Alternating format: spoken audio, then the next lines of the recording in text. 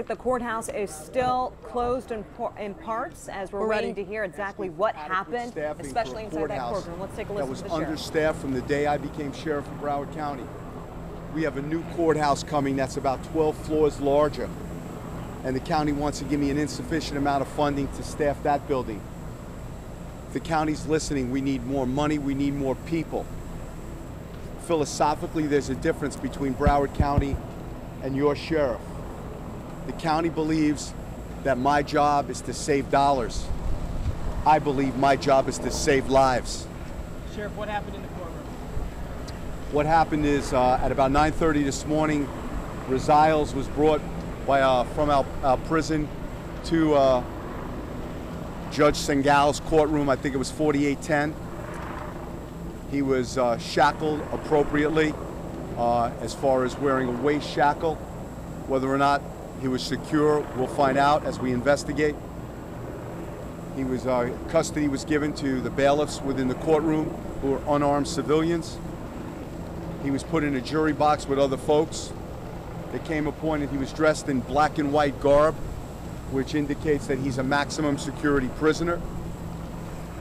There came a point in time where he jumped up, escaped the courtroom. We've since found his black and white attire and the full shackles still cuffed and together. We believe we were set up within minutes to have a perimeter to isolate and contain. We believe he defeated the perimeter before we even got in place. We believe he exited through the north end of the courthouse. We've left no stone unturned. Every tactical unit I have available to me, the Fort Lauderdale Police Department, and all our assets and resources, our K-9, our helicopters, our Marine Patrol, are looking for Mr. Rosiles. Tell me about the staffing situation now. Hold on one second. We will leave no stone unturned. We will do everything we can to bring him back into custody safely, quickly, and efficiently.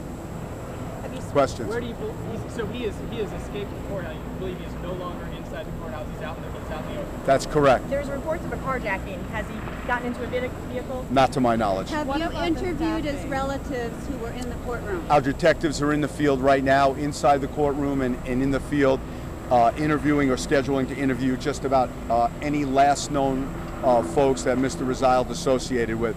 As I said, we're in the beginning of the investigative stages. How this happened is something I certainly will be looking into. There'll be investigations and debriefings, but right now my main concern is where he is right now, and that's the focus. To the public? I mean, a murder suspect is broken out of the courthouse, he's on the loose. What do you say to the people? I say what I've always said to the public. You see something, say something. If you think you see anyone that looks like Mr. Rosiles, call us in. Inundate our call takers with calls. If you think you know where he is, you think you know where he might be, you think you know where he might be going, or you think you see him, call us up. Where is your search focused right now? What area is your search focused right now? We're not going to say that. We're just focused at specific places within the county.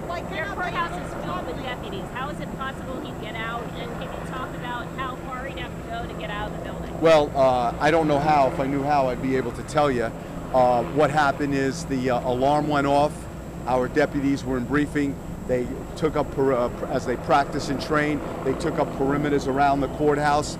But by the time the alarm came and they got out there, he had already exited the courthouse. You started off by saying you're budgeting for staffing. Tell me about the staffing. How many people, how many bodies do you have, and what do you need? Believe we had today 15 people. I think we had 12 deputies, 2 sergeants, and a lieutenant on duty.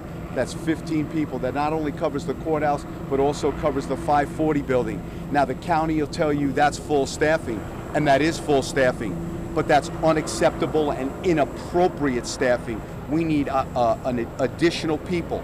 And the county has to stop relying on their consultants, and they have to stop relying on how much money they could save. They have to rely on me and my staff to tell them what is needed.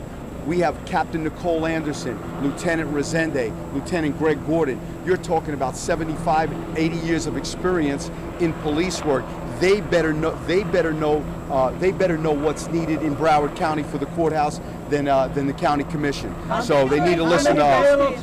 Instead of 15, how many? 2. There were 2 bailiffs. Was there any confrontation? Describe the escape.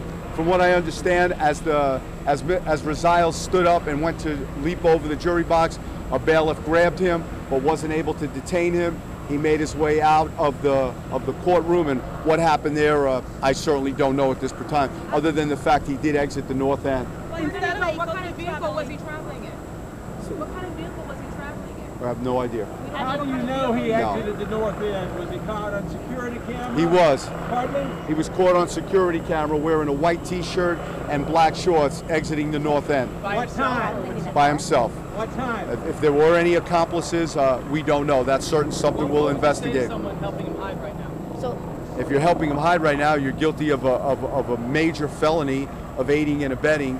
And what you need to do for your own safety and the safety of Rosales and the safety of my deputies and police officers on this hunt, turn him in. Let us know where he is. That's what I'd say to county. Thank you very much. So I he was appreciate it. actually seen in a car?